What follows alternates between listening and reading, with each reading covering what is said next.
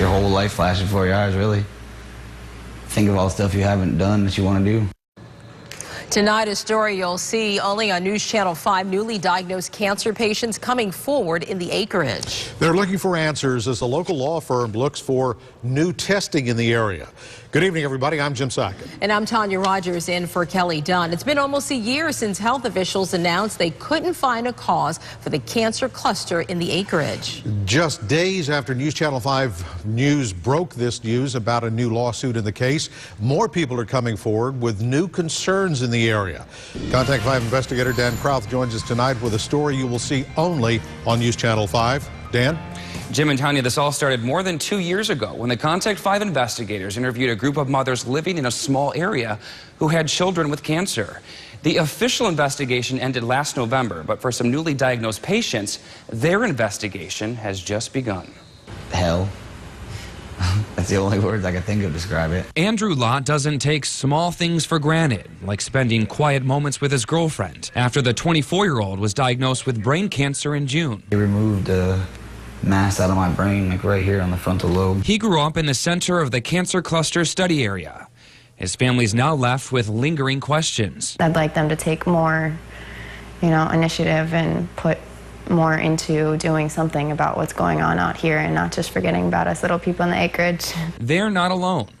A law firm representing more than 200 Acreage families claims there's also a 4-year-old girl who was recently diagnosed with a tumor. And since we broke information on a new lawsuit filed in the case last Friday, attorneys say they've received calls from 5 additional people who were recently diagnosed as well. The last thing we want to do is to unnecessarily contribute to a false sense of security or false concerns, exaggerated concerns about the health risks. Health officials had discovered 1,300 people who had cancer in the area over a 12-year period.